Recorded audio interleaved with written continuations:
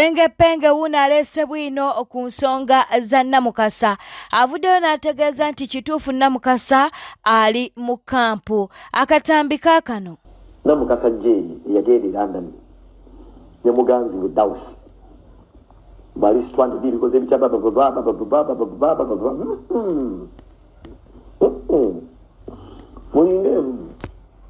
Namukasa se namusinka ne London ne chaliwo ywe wasambawe kwa chaliwo ne Dawsi. Ne Dawsi abeera no. Era ze nabasinka n'ababiri e London ne kifaananyi kirira. Era timwe tukwatire mu video. Namukasa zasoko okumulaba first time yange alinga wala katuddawo ne babawo kasirifuwe kati. Naye nze nategeera nti Dawsi yali avudde nno osisinkana mukazi we.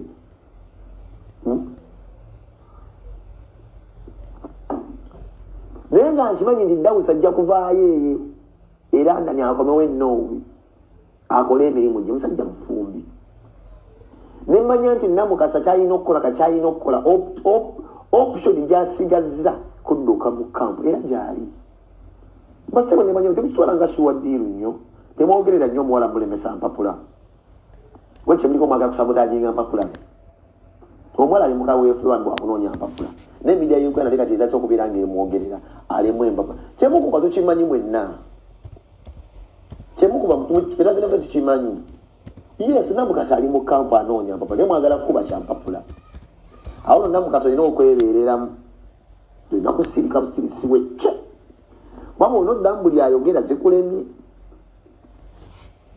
Ndiwulire eyo bwagenda olina olubuto n'olugjamu kati lukutte ebyo bagenda kubyogera oba bituufu si bituufu abakazi bonna bajjamu embuto kasita oba nga tewafa naye nkugambye ku kyempapula oba oli focused bagenda empola bagenda kwogerera ebigambo ensi girabe empola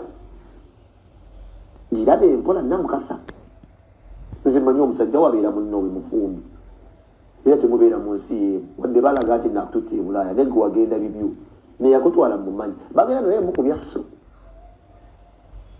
bwana muteeka mutese mawulire nti oleyo abatwala simanyi abantu badduka bajja muteekawo human trafficking awo ne promota bwanateeka omuteekateeka nnyo bintu ebyo yandisanga obuzibu human trafficking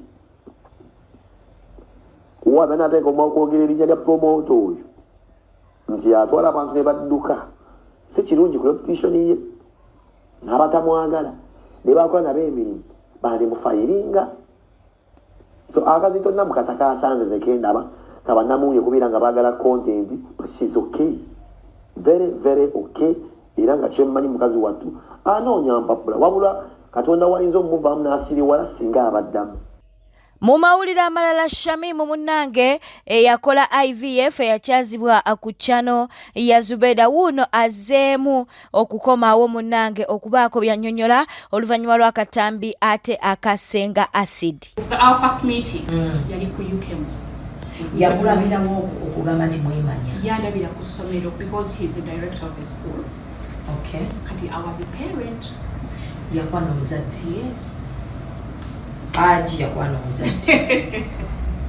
Yes. Yakwana omuzadde. Yes.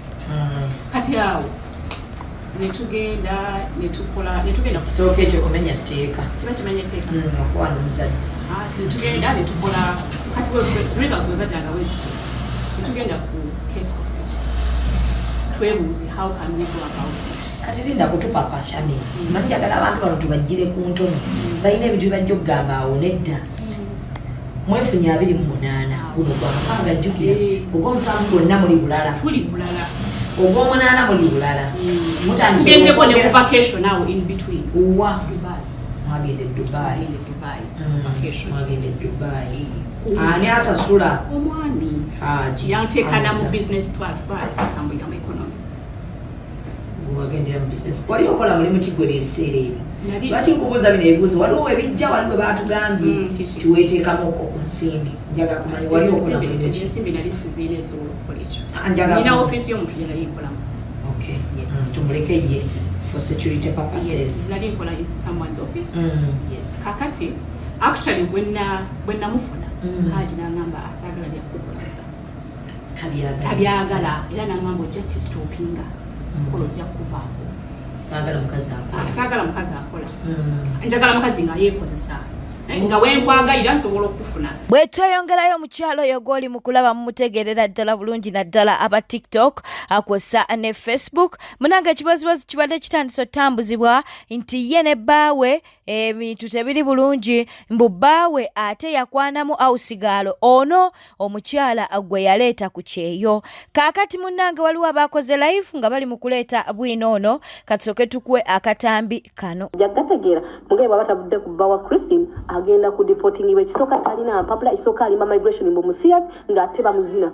Obwabanga musiyazi wakyagala bba wa Christine tugenda mugamba wandikire migration na buli kimu. Oba Christine tasobola I myself nja kwefula Christine mpandikire migration ojja kiwulira nti omubbira omusajja. Nja kwefula Christine kasita security number zenzirina nja kwefula Christine mpandikire migration ekifaananyi kyo nkiteekeko mugambe nti obba omusajja oyo olima nti oli musiyazi naye nga toli musiyazi. Christine Karina aligundi ali Uganda kati bambi ali Uganda bagala okubunyanya Christine ono omwala ono.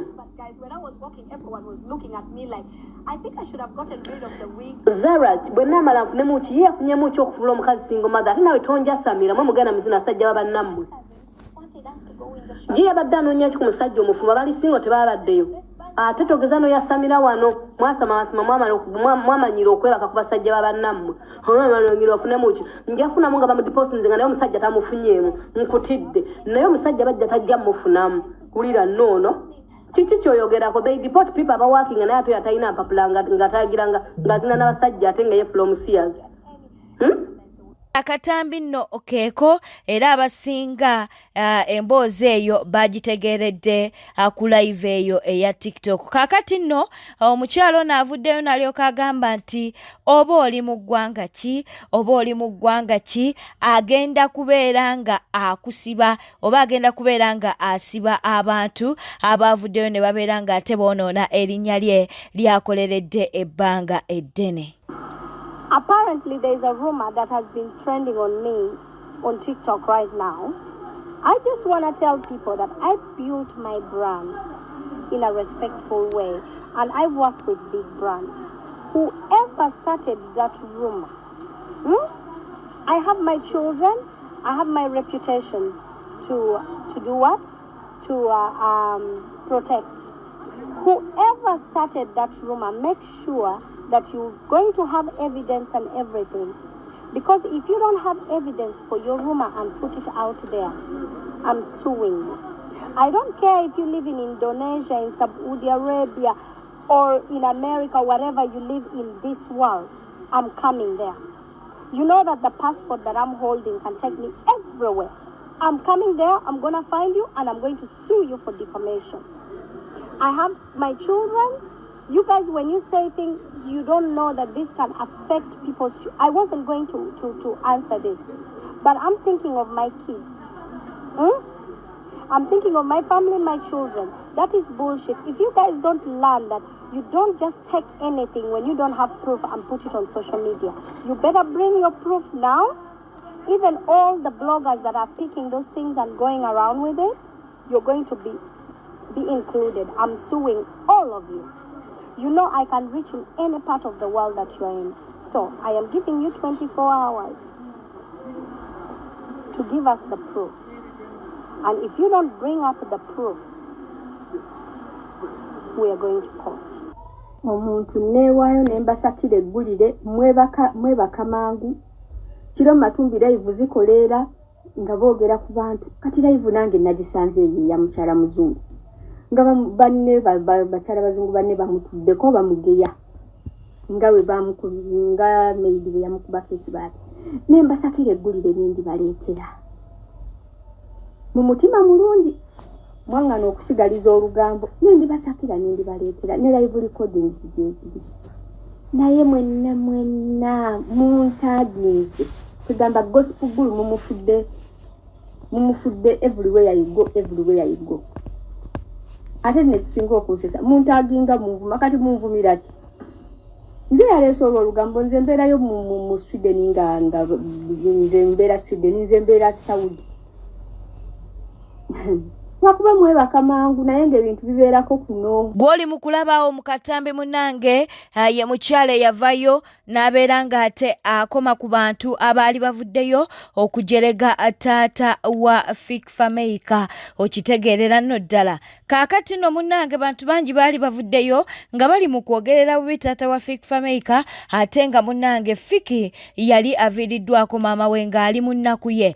Abangi ne balowooza nti nno oba muganda w'omugenzi naye avuddeyo n'alyoka ategeeza nti talina na luganda lwonna ku Fiki ate era talina luganda lwonna ku mugenzi oba maama wa Fikfameka. Kaakati katubeere nga tukuwa akatambike. Lwaki wavaayo kukikola ekintu ekyo okusobola ddala? Ensonga ennene nnyo nali nyumirirwa. I was feeling pity for the parents. Abazadde baffe bano bayita mu bingi okutukuza. So bw'olaba omuntu ng'atyoboola ekitiibwa ky'omuzaddewo oba omuzadde w'omuntu omulala, totally omuntu yenna alina ku magezi yandibadde atuula n'agamba nedda this is too much, kino kibi nnyo, ate sikawabe eri omu asobola okivumirira nti ate n'abalala batanabakikola tebakikola bakomyawo. So kyannuma nnyo okulaba nga batyebula ekitiibwa ky'omuzadde taata wa Fiifya. Obubaka bwo bwatuuka mu kulaba okuko? Bwatuuka omanyi obubaka oyinza obutwogera nti ensi yonna etegeere, but newaba like if one person picks at least oba olina kyokyusizza ku oyo omuntu. Mu comment section abantu abasinga baali bavaayo ne bagamba nti oli muganda wa mama Fifi omugenzi wali muganda we nedda nange nalaba mu comments nga kyekijuddemu nga bagamba batya mu comment? Unafanana mama wa Fiki, unafanana like something like that. They were relating me to her, but actually simanyi na Fiki sina kyemanyi family ya abasinga ne bagamba oli muganda wa Fiki. Yeah, na comment sona nazira batonna, but ne Fiki ye simanyi na bwafaana simanyi like ye muntu gwe sitamanyi nti oba nali mulabyeko oba ntegeddeko naye zibaawo. Mukubeetera okusanga abantu omukuba bakugamba nti ofaana mama Fiki kuva vidiyo eyo bwe yagenda ku media, ya waliwo restaurant gye nagendamu neera buli omu n'agamba si oyo omuganda wa Fiki, like ng'olaba there is that resemblance people are looking at. Yeah. So Fikfameka meeting abakoto mulabangako? Nedda simumanyi simulabangako okujjako okulaba ennyimba ze n'okulaba ku TV. Wakikola bukozi in good faith? It was in good faith because personally ndi muzadde, nina abazadde, nina ab'eŋŋanda, so realistically natuula ne ŋŋamba but lwaki omuntu abeera atyebulira ddala ekitiibwa ky'omuzadde, kuba twerabira nti omuzadde oyo yaliko muto n'akula fena bwe twali tufaanagana nga tuli bato si bwe tufaanana kati, ate mu myaka egijja si bwe tugenda okukola ki okufaanana. So kati bw'osanga omuntu just ayimira n'atyebula ekitiibwa ky'omuzadde tekiba kirungi kuba tetudda buto, kula tuweyongera mu maaso ate sikiina eno esigala egenda ekola ki maybe ekyuka ate omuzadde banaye omuzadde kasigale nga muzadde. Yes. Ate ekirala natuula nendabanga mu kifo ky'oku like how can I say it, like giving that comfort to Fiki, ate abantu bali mukola ki kumumenya mutima, like kumenyera ddala nti newe yandivuddeyo mu kuziika yandibadde asuubira maybe at least kantuule waka nfune ku mirembe maybe nfunireko something, but then yali agenda ne kudda ku ki ku media ng'ate ekyo kisinga ne kukyabaddemu. Kati ng'olabira ddala ne Fiki yekka tagenda kufuna mirembe ng'avudde mu kiri, kati nga kyankwatako nnyo kuba abazadde baffe tubaleke babiri bazadde. Ebyannambooze munnange tebinaggwa oluvannyuma lw'okuba nti no baamwabizza nti pulezidenti Yoweri Kaguta Museveni alina ssente ze yamuwa okuba nti n'ate ajjanjabibwa. Kaakati Calvin Kayanja avuddeyo n'abeera ng'ate amusabula.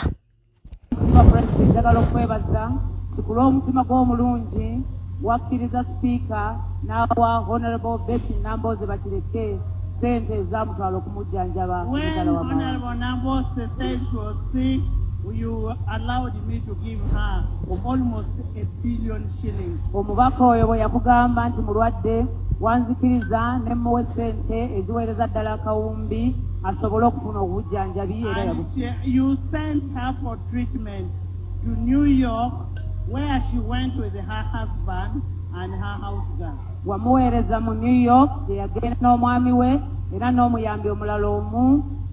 Nobody can ever have that heart. Njagala omukyalo oyo bw'aba si mufere atubuulire eddwaliro lye baamujjanjabiramu mu Amerika, atulage ku mpapula ze baamuwa nga baamusiibula n'ekyali kimuluma.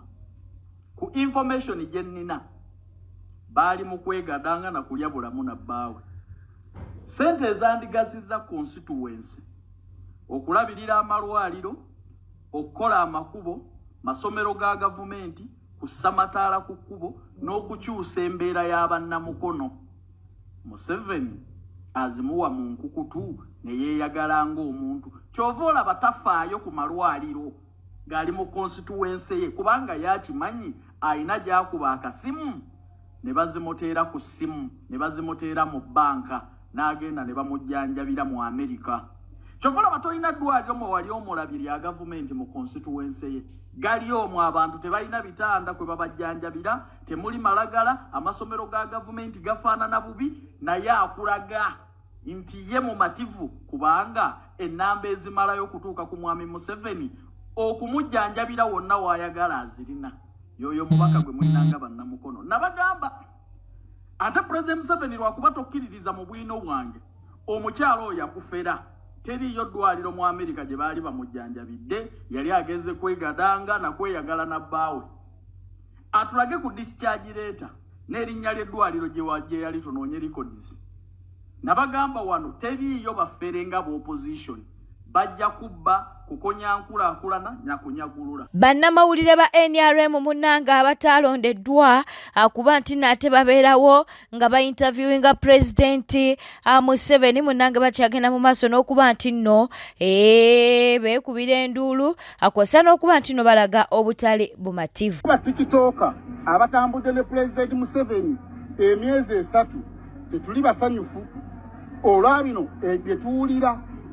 Tulina waliwo press conference egenda okubeerayo ku Sunday, Jazz with Jajja TikTok live. Kyokka ate ffe ababadde nga tuteekayo Museveni nga tumujjanjawaza byonna byonna tubikoze tekuli n'omwaliko. Kye twebuuliza batikitooka mwapangisiza bacuba ffe mubadde temutwesiga omulimu gwe tukoze tegulabibwako nti oba tetulina bye tukoze kugamba temuli basanyufu ne bye tukoze nti kati mupangiseeyo abacuba. Ebigendererwa byammwe bigendererwa ki? Kubanga nze omuntu eyankubidde nga tayinza na kumanya nti nno nze siriiko ng'ate ye talina ku twayiro ya Museveni yeyaŋŋambye waayi ng'ate no sikulabayo mu kutesitinga COVID nekanga ne mubuuza ate kiki. Wembitegedde nti balina bye bayise abacuba abagenda okukwata President Museveni nga tebasobola nateekako eno t-shirt ku mubiri gwabwe wadde n'enkofiira n'estopebu nga tasobola gyambala ng'awulira ddala nga NRM emukwasa ennaku ate gwe abadde abyambala abadde awagira NRM emyaka egisukka mu 5 kubanga nze natandika okuwagira NRM ku social media ku mulembe gwa Isima omugenzi nze namuwa ne page ya Facebook nga bajjeko ezize nga nkyali Dubai ndikatira kamala emyaka nga 8 ku 10 mpagira NRM nisse bwe batuusiza abantu ogenda okulabako ku muzeeyi ng'oliwa n'aliwa ate gwe bakusudde ebbali ne bagamba katupangise bali abacuba. Tetugaana kupangisa bacuba naffe mwandituyitiddeko nitumanya nti kati muyina kyemubala ekyawamu yeffe mutusuula ebbali ne muteekayo abacuba abatasobola ddala kwambala kigambo kino nga ne ku peegi zaabwe ne bwogera n'oscrollinga mwaka mulamba tekuli wadde ekigambo kya NRM na kimu bwe kiti nga tibwogera ku peegi yange oba yaffe abali eno ng'oggyeko wakono gwe tukola owa content wa campaign emabega yonna myaka 8 TikTok yange kuliko Museveni myaka 8 kuliko Museveni NRM tutambude mu bya Musevenomics bye biriko ate ffe batusudde ebbali oba tebutubazeemu magezi oba mutuyina kye mututekekedde ekirala ekinene mutugambe nti kino kyo kitono waliwo ekinene ekijja kyekyammwe naye nga kino kiba kitumalamuko ku maanyi n'ogamba nti kitegeeza byenkola tebabiraba kitegeeza byenkola tebabisiima tugwamuko ku maanyi ng'abantu tuli bantu tetuli byuma ng'omuntu omulya mmere ofumiitirizaamu n'ogamba yi abagenda okweyagala ne Museveni waffe jjajja waffe ate balala abawulira nga tebaagala na mmuteekayo era banaavayo bajagamba public tebatuyise nga bannamawulire naye tebagamba jazi webijjajja TikTok live ffe zaffe tezikola TikTok tezikola live oba tubisaayo tebabiraba banaye mutereezeemu NRM mugenda kukyayisa omuntu abadde ayagala NRM agambe nti kati nfaaki tetumanyi oba bagenda buwa ssente oba tebagenda buwa ssente naye ekikulu kyakubeerako n'omuntu gw'owagira eno tumukwata eno ku ttwayiro abeera wala naffe twagala kubanga eno ku ttwayiro tebatuggyako covid niyo olaba babajjeko covid test kitegeeza bagenda kubeerako kubibbe kubena ebifaananyi naye naffe kyetwagala ekyo naye mutukubye ebbali tetumanyi obaani ali mu nteekateeka zino tetumanyi bigendererwa bye ki tetunaba bitegeera naffe twemulugunya ng'abantu ate ate mutunenya bwe tuba tuziza omusanga abeemulugunyiza mutusonyiwe ne tuli bantu abasobola okunyiiga oba okufumiitiriza tulaba nti kino si kituufu ku sayidi yaffe. Tamale mirundi Junior munnange naye tannapowa akyagenda munnange ng'ate alangira aba NRM olw'okumujja ku lisiti yaabo abannamawulire ababadde balina okusisinkana Pulezidenti Yoweri Kaguta Museveni okubaako ebibuuzo bye bamubuuza. Fulumye nga toliiko kwe muli Chicken nga siriiko ng'erinnya lyange baaliggyeeko ate ani akulwana Chicken simanyi yankuba kikono Junior siri musajja wa ntalo toli mulwanyi siri mulwanyi Chicken nnakaabya amaziga koledde NRM ebirungi bingi tubeereddewo NRM Chicken ekituufu obadde mugattaganya wa NRM n'omuntu wa wansi obadde mugattaganya coordinator marketeer wa gavumenti eriko n'omuntu wa wansi webale nnyo ekyo kyokuba nti naawe toli kakiiko nange kimpisiza bubi naawe aliko kikuyisizza bubi anze tekimpisiza bubi nnyo nnyo Junior Fulufiga wuna atabukidde abasiraamu ku nsonga za Kasumba. Avuddeyo nalyo kagamba nti Kasumba yali wano ng'abona ne bamusiba n'okumusiba naye abasiraamu temwavaayo akuba nti nate mumulwanirira n'okumuyamba. Kaakati mulaba kuvaayo budde buno katubeere nga tukuwa Fulufiga. Swaba Kasumba bwe yalina ebizibu mwamuyamba ki? Bamusiba ensi yonna n'ekimanya n'agenda Luzira. Nakomawo ne bamubanja n'adamu ne mukwata mwavaayo ng'abasiraamu ne mugamba katusondere omusajja wattu omuddu wa Allah tumusondereyo obusente ng'omutaavaayo bwe mba mumuvaako asamire manda ze zimwetugire mumuleka asasulire ebiboneebone bye abamu mulina basamize mulina ziyirizi naye ne mufuukira omuntu w'ekizibu bannange basajjamu mwayono n'eddiini y'obusiraamu aba TikTok batwaba ba TikTok ne mubuulira kufa kwokka kufa eno duniya ogivako esawa yino va ku duniya eduniya nammwe mufe tubasangeyo mwagafa tubasangeyo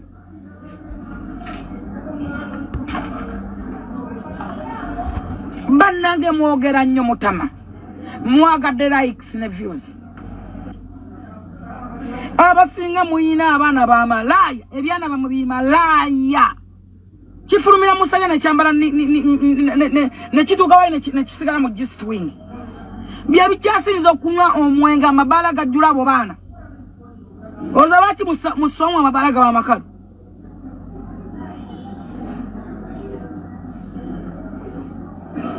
muve ku bantu buli omwana alina bwalaba ensi bwalina ebizibu bye abaana mwe be batolokanga ne bakola batya mbabaza ate mmalina mu famire gye babazaalamu obwenzi bubalinga obwenzi temwera abana ne muyingirira omuntu sitasa abigula amabina ala amabina gatobana obadde yagala abigule mugongo wali omuyambye eki gomayota alya ku mabina ago stasha alya ku mabina ago ganya nyagazo miza wati gali yako era gegambezaawo ne family ye wali omulisizako mwogera ku buli kimwe yegase ne mwogera ko asaza kasawuli ne mwogera kako zata ne mwogera ko anyenyeza kana ne mwogera ko zata ne bannange mutama muri too much bamaseka ba TikTok muri too much muy too much kyobanja gaseka kyeyune neseka tamusuza tamala gogera yogera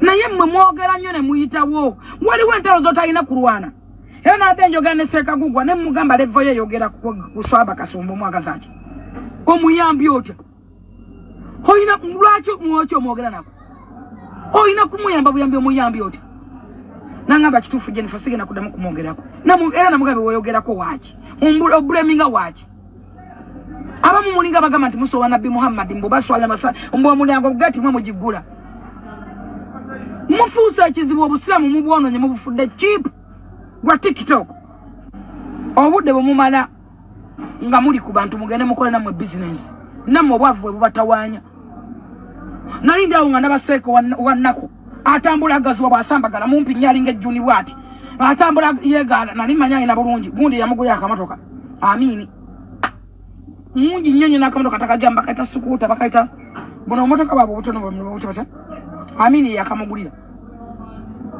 mulimba mutamana mmwe owannakaze nze ngomi nkuwerawo alhamdulillah Allah babo kisanza Allah la hawla wala hawla lalla